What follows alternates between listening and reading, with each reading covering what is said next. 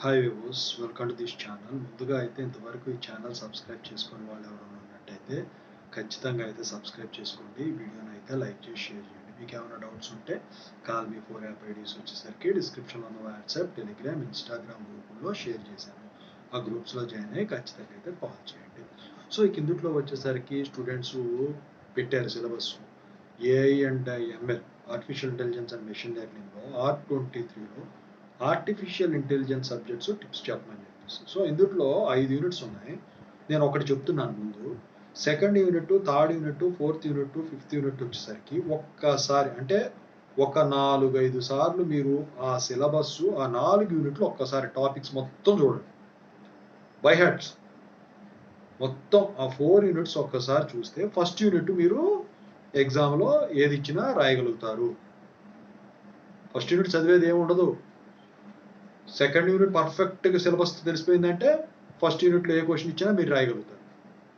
మిగతా 7 యూనిట్లలో కొద్దిగా తగులుతాయి, అదంతా అవసరం లేదు. సెకండ్ యూనిట్ పర్ఫెక్ట్గా సిలబస్ చూసుకుంటే సిలబస్లో ఉన్న topics first unit రాయగలుగుతారు.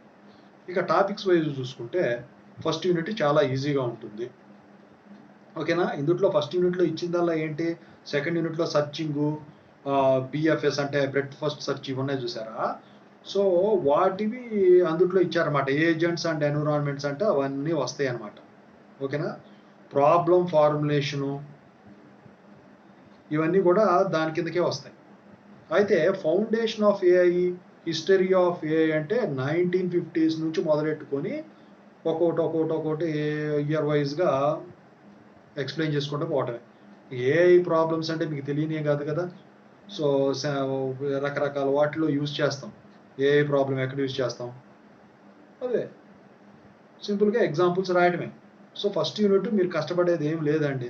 So problem solving agents అంటే సెకండ్ యూనిట్లో ఏవైతే టాపిక్స్ ఉన్నాయో సర్చింగ్ స్ట్రాటజీస్ అంటే బిఎఫ్ఎస్, డిఎఫ్ఎస్ ఇవన్నీ ఉన్నాయి కదా, అవన్నీ వాటిని ఎక్స్ప్లెయిన్ చేయటం ఫస్ట్ యూనిట్ ఈజీగా అయిపోతుంది. సెకండ్ యూనిట్ వచ్చేసరికి అవి ఎలాబరేట్ చేస్తాం. ఇందులో వెరీ వెరీ ఇంపార్టెంట్ ఏంట్రా అంటే breadth first search important, depth first search important.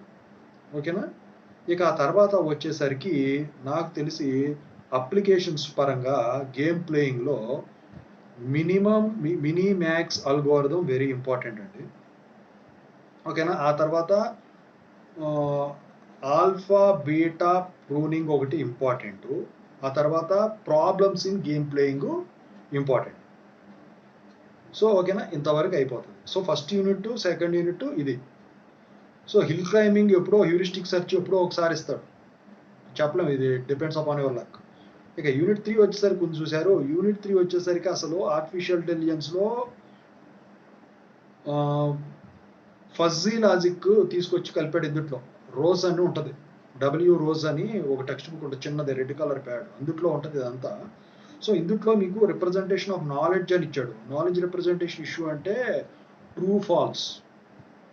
ఓకేనా. True false, zeros and ones అంటే కండిషన్, ప్రిడికేట్ లాజిక్ అని, లాజిక్ ప్రోగ్రామింగ్ అని ఇలా ఉంటాయి కదా. అందుట్లో రీజనింగ్, రూల్స్ బేస్డ్ డిటెన్షన్ అంటే ఇఫ్ ఎల్స్ యూజ్ చేస్తారు. If else and or. ఒక స్టేట్మెంట్ తీసుకుంటే if x equal to true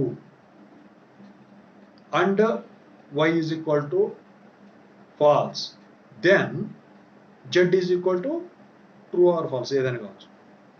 లేకపోతే if x equal to true or y is equal to false, then z equal to true or false ఏదైనా. And or కూడా use చేసేదానికి ఉంటుంది అనమాట. అయితే ఈ డేటాబేస్ అనేది ఏదో ఉంటుందో డేటాబేస్ అనేది వెరీ వెరీ ఇంపార్టెంట్. ఆ డయాగ్రామ్ వెరీ ఇంపార్టెంట్. దాంట్లో రూల్స్ బేస్డ్ డిటెక్షన్లో నాలెడ్జ్ యూజింగ్ రూల్స్ అన్న దాంట్లో. ఓకేనా. ఇఫ్ దెన్ రూల్స్ యూజ్ చేస్తారు. ఇందులో ఇంకోటి ఇంపార్టెంట్ ఏంట్రా అంటే అన్సర్టనిటీ వెరీ ఇంపార్టెంట్. అదే రీజనింగ్ అండర్ అన్సర్టనిటీ. ఆ తర్వాత base probability interfaces very important. Unit 3 అయిపోయింది కదా. యూనిట్ 4లో వచ్చేసరికి లాజిక్ కాన్సెప్ట్స్. సో ఇందుట్లో వచ్చేసరికి ఏంటంటే proportional interference versus first order interference comparison అడుగుతాడండి. ఓకేనా, అదొకటి. ఆ తర్వాత డెసిషన్ ట్రీస్ అని చూసారా, very very very important. So ఆ తర్వాత రీఇన్ఫోర్స్మెంట్ లెర్నింగ్ ఉంది చూసారా, very important. Statistical learning methods, different methods ఉంటాయి. సో అది ఇంపార్టెంట్. రీఇన్ఫోర్స్మెంట్ లెర్నింగ్ మాత్రం కంపల్సరీగా చూడాల్సిందే.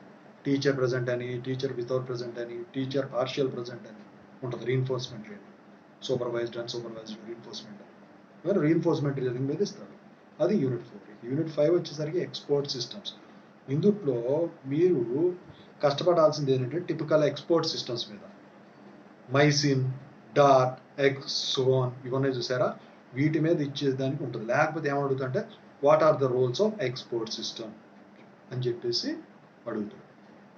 సో ఇలా ఉంటుందండి. ఫస్ట్ 4 యూనిట్స్ కనుక మీరు సిలబస్ చూసుకుంటే ఫస్ట్ యూనిట్ ఈజీ అయిపోతుంది. ఇక సెకండ్ యూనిట్ ఇలా ఉంటుంది, థర్డ్ యూనిట్ అలా ఉంటుంది, fourth unit, fifth unit. Thanks so much.